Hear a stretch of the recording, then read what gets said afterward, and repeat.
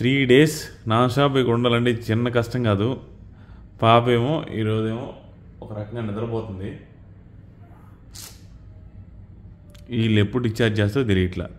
Mostly రేపు అన్నారు. అది రేపే వద్దు, మళ్ళీ నైట్కి జ్వరం వచ్చిందంటే ఇంక ఎన్ని రోజులు పెడతారు, అది ఒక తలకాయ నొప్పి అయిపోయింది.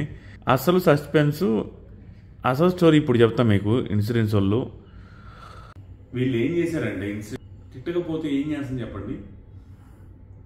ఇన్సూరెన్స్ తీసుకున్నాం, మంది ఇన్సూరెన్స్ తీసుకునేటప్పుడు 1 crore ఇన్సూరెన్స్ మంది. ఈ వీడియో ఖచ్చితంగా చాలా మందికి ఉపయోగపడుతుంది. ఎవరైతే హెల్త్ ఇన్సూరెన్స్ తీసుకోలేదో, తీసుకొని ఉన్నారో, తీసుకోవాలనుకుంటున్నారో అని ఎవరు కూడా ఉపయోగపడుతుంది. ఇది నాది హెల్త్ ఇన్సూరెన్స్లో ఫస్ట్ క్లెయిము. ఈ క్లెయిమ్ రిజెక్ట్ అయింది. ఎందుకు రిజెక్ట్ అయింది, ఏం జరిగింది అన్నీ చెప్తాను. నాకు కోపం వచ్చింది. ఎందుకంటే మేము జాయిన్ అయింది ఫ్రైడే కదా, సాటర్డే సండే 2 days పట్టింది వాళ్ళకి. నిన్న చెప్పలేదు అప్రూవ్ అయిందా రిజెక్ట్ అయిందా, ఈరోజు చెప్పలేదు. ఇప్పుడు గట్టిగా 10 నిమిషాల క్రితం కాల్ చేసి రిజెక్ట్ అయిందండి అన్నారు. ఎందుకు రీజన్ అడిగితే ఏం చెప్పారు తెలుసా? 2 years వెయిటింగ్ పీరియడ్ ఉందంట. మా పాపకి ఏదైతే వచ్చిందో దాన్ని ఏదో LRIT సంథింగ్ ఏదో అంటారు, ఇన్ఫెక్షన్ రిలేటెడ్. దానికి 2 సంవత్సరాల వెయిటింగ్ పీరియడ్ ఉందంట. కానీ మనకి పాలసీ ఇచ్చేటప్పుడు ఎవ్వడం చెప్పడు. పాలసీ ఇచ్చేటప్పుడు చెప్పిన మాటలు రెండే. ఒకటి 1 month వెయిటింగ్ పీరియడ్ ఉంటుందండి, 1 month తర్వాత క్లెయిమ్ చేసుకోవచ్చు, 1 month వరకు ఏ క్లెయిమ్స్ ఉండవని. 1 month దాటిపోయింది. రెండోది ఏం చెప్తారంటే, ఏదైనా ఆల్రెడీ ఒక డిసీజ్ ఉంటే అది 3 years తర్వాత క్లెయిమ్ అవుతుంది. ఆ రెండే. మిగతాదంతా 1 crore అబౌవ్. నేను 10 సార్లు అడిగాను. మన దగ్గర లేవు రికార్డింగ్స్, 10 times అడుగుంటా. ఎందుకంటే వీళ్ళు ఇలాగే చేస్తారని తెలుసు. ఏమని అడిగానంటే, ఇంకేం రూల్స్ లేవు కదా, ఇంకేం లేవు సార్ అన్నాడు. తీరా చూస్తే 2 years వెయిటింగ్ పీరియడ్ అండి ఈ జ్వరానికి. అంటే ఎవడైనా ప్రాబ్లం ఏంటంటే, మనం కట్టుకోగలము, ఆ స్తోమత దేవుడి దేవల్ల ఏదో కట్టుకోగలే స్తోమత ఉంది కాబట్టి ఓకే. నార్మల్గా ఎవరైనా ఈ హెల్త్ ఇన్సూరెన్స్కి ఆ ప్రీమియం కట్టడానికి ఆ 25,000, 30,000, 40,000 కట్టుకోవడానికి ఇబ్బంది పడి కట్టుంటారు. ఇది హాస్పిటల్లో డాక్టర్ ఏం చెప్తారు, మీరు ఇక్కడ ఉంటారా, బయటికి వెళ్తారా, ఇంటికి వెళ్తారా అంటే ఆల్రెడీ హెల్త్ ఇన్సూరెన్స్ ఉందని పెళ్ళాన్ని చెవులు కొరుకుతుంది. హెల్త్ ఇన్సూరెన్స్ ఉంది కదా, ఉంచులే, ఇబ్బంది లేదు ఉంటుంది కదా. ఇన్సూరెన్స్ ఉన్నప్పుడు ఏముంది, ఇక్కడే ఉంచుతామని. సో ఇంటికైనా వెళ్ళొచ్చు అనే దాన్ని కూడా హెల్త్ ఇన్సూరెన్స్ కోసం ఇక్కడ పెడతారు అనుకోండి. ఒకవేళ అది 2 లక్షలు 3 లక్షలు అయింది, ఫస్ట్ డే అవుద్ది, రెండో రోజుకి వీళ్ళు అప్రూవల్ అవుద్ది, రిజెక్ట్ అవుద్ది చెప్పకపోతే డేలు గడిచిపోతుంది, ఇక్కడ ఖర్చు ఎక్కువ అవుద్ది. సడన్గా రిజెక్ట్, మీరు డబ్బులు కట్టాలంటే వాళ్ళ దగ్గర లేకపోతే వాళ్ళు ఎక్కడికి వెళ్ళాలి? ఇది నాకు భలే అనిపించింది. ఎందుకంటే 100% అప్రూవ్ అవుద్ది అనేటువంటి కేసులే ఇవి. టైంకి 2 years టైం కావాలి, 2 years ఇది ఉంది అనేసి 2 years వెయిటింగ్ పీరియడ్ ఉందని చెప్పగానే నేను షాక్. ఏరా ఇంత సింపుల్గా లాజికల్గా ఏదో టర్మ్స్ అండ్ కండిషన్స్ పెట్టేసి రిజెక్ట్ చేస్తారా అనిపించింది నాకు. సో నేనేమంటానంటే, అందరూ ఇలా ఉండరు. ఇన్సూరెన్స్ కంపెనీస్ కొంతమంది ఉంటారు, అదే వాళ్ళు ఇచ్చేటప్పుడు ఆ బ్రోకర్లు అవి ఇవి ఆ పాలసీ సైట్స్ ఉంటాయి చూసారా, వాళ్ళు చేసే జిమ్మిక్లు ఇవన్నీ. సో పాలసీలు తీసుకునేటప్పుడు మాత్రం ఖచ్చితంగా క్లియర్గా అడగండి, దేనికి వెయిటింగ్ పీరియడ్ ఉందని. నేను అడిగి ఆయనే చెప్పాల, వాళ్ళు చెప్పరు. సో పాలసీ తీసుకునేటప్పుడు 1కి 4 సార్లు ఆలోచించండి. దాంతోపాటుగా పాలసీ తీసుకున్న ఇనిషియల్ డేస్లో ఏదైనా వస్తే, హెల్త్ ఇష్యూ రాకూడదని కోరుకుందాం, వస్తే చేతిలో డబ్బులు పెట్టుకొని ఉండండి. ఎందుకంటే నేను ఇన్సూరెన్స్ వాళ్ళని ఈ వీడియో పర్పస్ కోసం అడిగాను, ఎందుకు రిజెక్ట్ చేశారు అంటే, సార్ నిజంగానే ఆల్మోస్ట్ చాలా పాలసీలు ఎలా ఉన్నాయంటే సార్, ఇనిషియల్ డేస్లో ఒక పాలసీ తీసుకున్న తర్వాత 2 years 3 years తర్వాత మాత్రమే ఆల్మోస్ట్ అన్ని క్లెయిమ్స్ ఓకే అవుతాయి. కానీ 2-3 yearsకి ముందు ఏదైతే ఉందో అవి వాళ్ళ దగ్గర కాజెస్ ఉంటాయి సార్, వాళ్ళు టర్మ్స్ అండ్ కండిషన్లో ఉండుంటాయి. దీనికి 2 years waiting period, 3 years waiting period అని ఉంటుంది, వాళ్ళు ముందు చెప్పరు సార్. కాబట్టి ఒక 2 years వరకు అయితే చిన్నవి నార్మల్వి అయితే అవ్వవు సార్, క్లెయిమ్ అవ్వవు, డబ్బులు పెట్టుకొని ఉంటేనే మంచిదని ఇన్సూరెన్స్ అతను కింద చెప్పాడు నాకు. నేను గూగుల్లో చూసినప్పుడు అలాంటి ఇన్ఫర్మేషన్ ఉంది చాలా మంది దగ్గర. సో కాబట్టి కొత్తగా ఇన్సూరెన్స్ తీసుకున్న వాళ్ళు క్లెయిమ్ అయిపోద్ది అనేసి అడావిడిగా డబ్బులు సెట్ చేసుకోకుండా ఉండదు, డబ్బులు కూడా దగ్గరగా పెట్టుకుంటే మంచిది అనేది నా ఉద్దేశం. సో ప్రస్తుతానికైతే ఇన్సూరెన్స్ వాడు నైస్గా హ్యాండ్ ఇచ్చాడు. ఆ సిస్టమే అట్లా పనిచేస్తుంది అనుకుంటా, ఇంక మనం ఏం చేయలేం. నా పాలసీ వచ్చేసరికి 1 crore పాలసీ 27,400 రూపీస్ పే చేశాను. నాకు, మా వైఫ్కి, మా పాపకి, మా చెల్లెలకి, మా నాన్నకి ఏం చేయందిరా వాళ్ళకి తీసుకోలేదురా అనేసి కొంతమంది అడగొచ్చు. వాళ్ళకి మా నాన్నకి షుగరు, బీపీ ఉన్నాయి, బ్రెయిన్ స్ట్రోక్ ఉంది, ఇవ్వట్లేదు.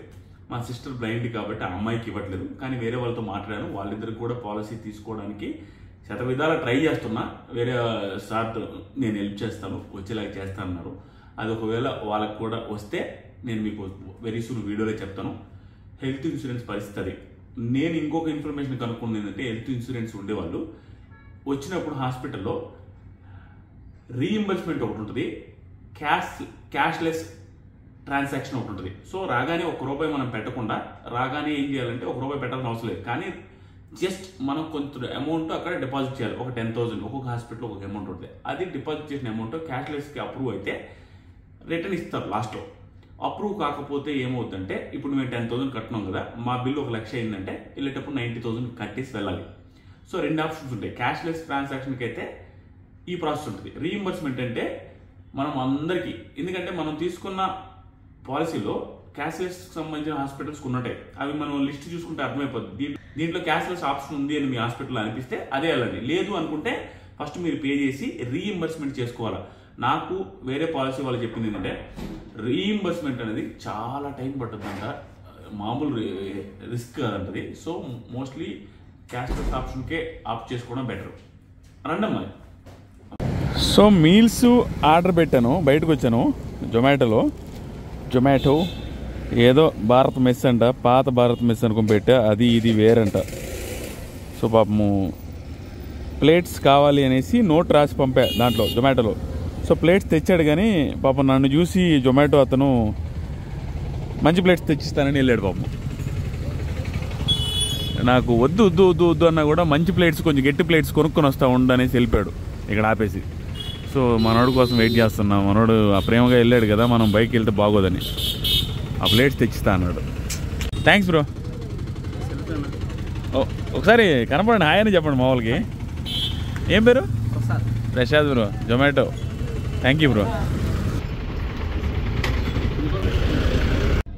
ఆర్డర్ కోసం బయటకు వచ్చి ఆల్మోస్ట్ ఒక 40 minutes అయింది.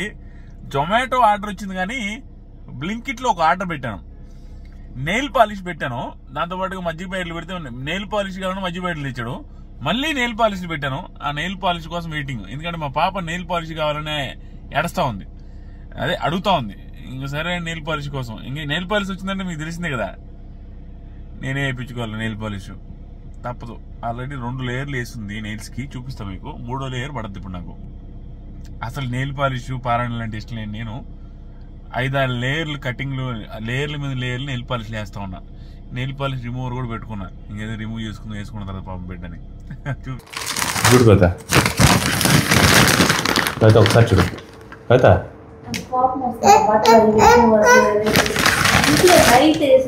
అయితే నాకు తెలియదు కదా, పాప వేసేసరికి ఏ ఒకటి అని పెట్టేసిన. కొత్తగా పెట్టాలని నాకేం తెలుసు, హాస్పిటల్ కొత్త వేసుకుంటారా అనుకున్నా.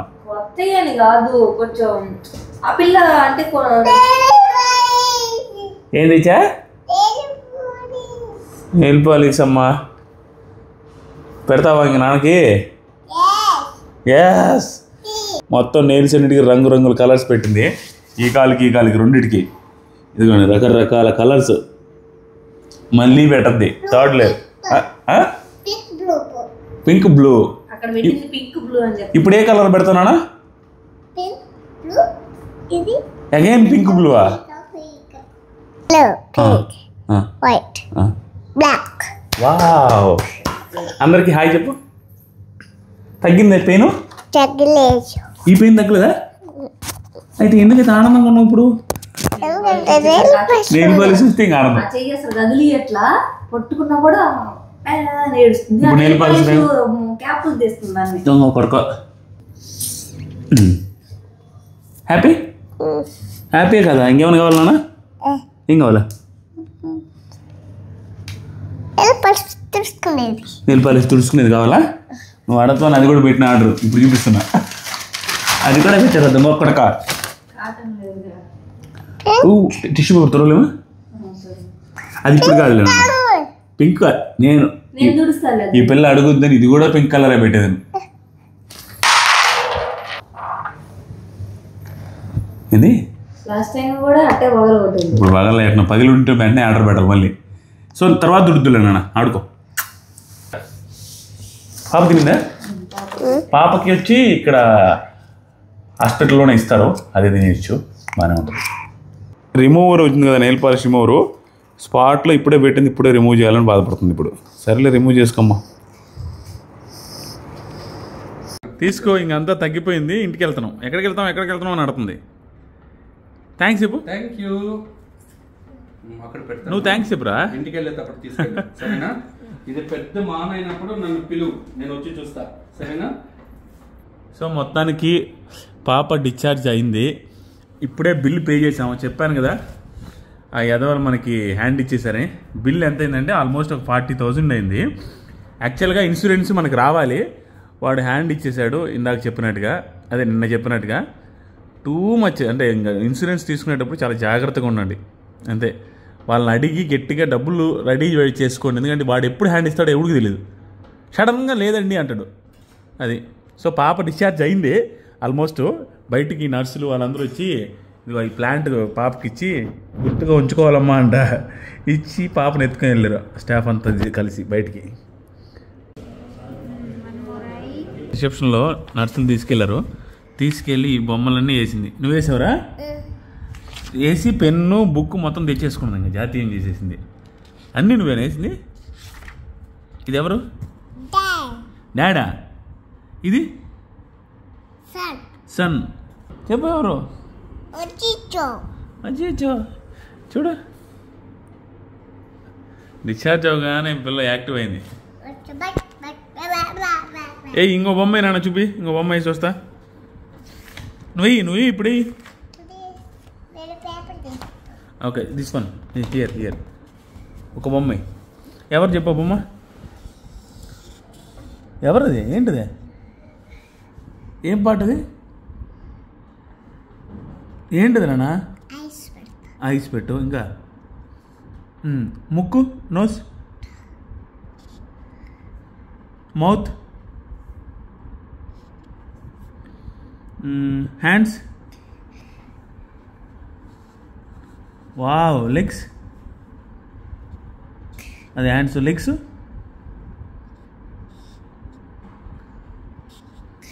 అది ఎవరు? మనిషా? ఎవరు అది? నువ్వా? భలే ఉన్నావురా నువ్వా, అక్కడ ఉన్నట్టే ఇచ్చిన.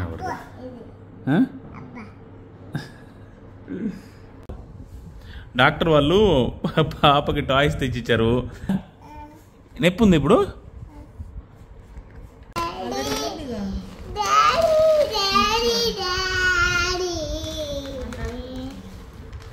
Daddy daddy daddy. సో అన్ని టాబ్లెట్స్ కూడా ఇచ్చారు కదా. ఫస్ట్ టైం అది వాటర్లో కరిగిచ్చారు కదా.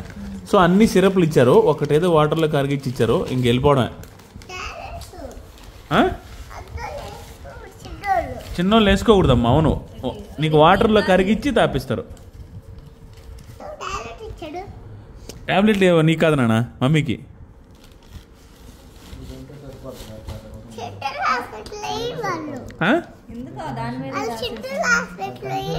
చిన్నోళ్ళ హాస్పిటల్లో టాబ్లెట్స్ ఎవరు? సిరప్ ఇస్తారు కదా. నీకు కూడా సిరప్స్ ఇచ్చారులే. టాబ్లెట్ ఇచ్చారు అమ్మకి.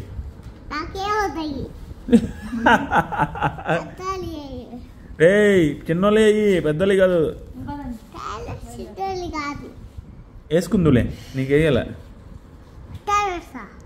సిరప్స్.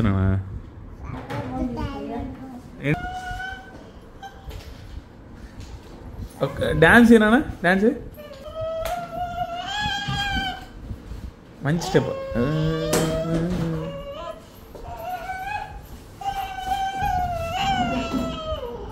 ఈ పిల్ల 2 రోజులు ఐసీయూలో ఉన్నట్లేదు కదా. టూరిస్ట్.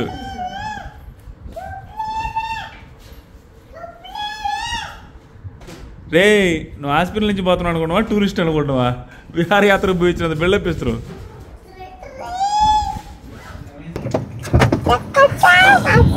దిష్టి తీయాలంటమ్మా నీకు. అది దిష్టి బెస్ట్ అనుకుంటున్నారు వాళ్ళు.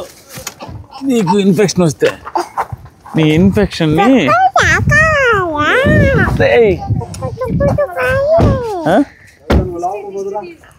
నువ్వు పోలే కవిత లోపలికి. కవిత దిష్టి తీర్చుకోడు? అవునా? ప్రెగ్నెంట్ ఉమెన్ తీపించకూడదంటమో. నువ్వు లోపలికి పోతే సూదేసింది తగ్గిపోయిందిలే. ఉండదు ఒక్క వెలిగించిన నిలబడతాం మేడం. చెప్పులు వదలాలా మేము ఇప్పుడు? ముందు ముందు నీళ్ళు తీయక్క.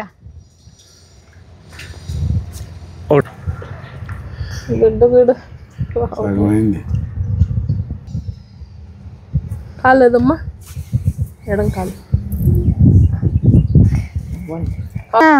అంటే ఇప్పుడు ఏది మీ ఉద్దేశం? అంటే ఇప్పుడు దిష్టి తీసినట్టు అర్థం హాస్పిటల్లో దిష్టి తెలియదేనా? పొలిమేర దాటి వస్తే బాగాలేను తీసుకురా. పొలిమేరలు దాటి వస్తే తీయాలా? నూరులు దాటి వచ్చిండ్రు కదా. హాస్పిటల్కి పోయి వచ్చిందంటేనే బాగలేనట్టు కదన్నా, బాగలేని పిల్ల కదా, అందుకని తీస్తారు. మంది ఉండు. వెనక్కి ఇసిరేయాలన్నా, వెలిగించినాక వెనక్కి ఇసిరి. ఇరుగు దిష్టి, పొరుగు దిష్టి, ఇంట్లో దిష్టి, ఇదిలో దిష్టి, నా దిష్టి, నీ దిష్టి, అందరు వేస్తారు నాన్న. నాన్న మర్చిపోయిందిలే. ఆయనకు వచ్చావు. వెళ్ళిపో నువ్వు తిరిగి మనిషి అనుకోండి పో.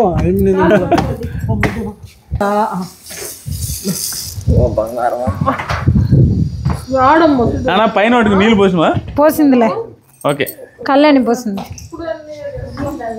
మొత్తానికి ఇది వీడియో. ఇన్ఫెక్షన్ వచ్చేసరికి ఒక 90% తగ్గింది. మళ్ళీ ఒక 5 రోజుల తర్వాత రమ్మన్నారు. సో రికవర్ అవుతుంది. ఇక అక్కడ వద్దు, అవసరం లేదనేసి వాళ్ళు పొమ్మన్నారు. సో వచ్చేసాము. ఇది పరిస్థితి. బంగారు తల్లి బాయ్ చెప్పు. నాన్న అందరూ బాయ్ చెప్పు. ఫ్లయింగ్ కిస్ ఇవ్వ అందరికి. దా ఒకసారి రాతర్లే. బాయ్. మా అమ్మ రే రే ఇప్పుడు వచ్చిన ఇప్పుడే దొరకట్లేదా అసలు చూడే.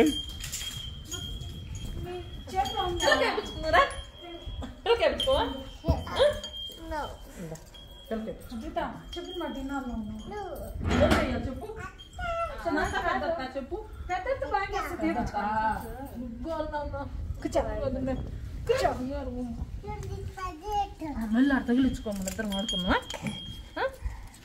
గడ్డిలో చల్లగా ఉంది, ఆడుకున్నాం. కానీ అది అడిపెట్టి ఇది గంటలమ్మది ఊళ్ళో ఉంటాయి.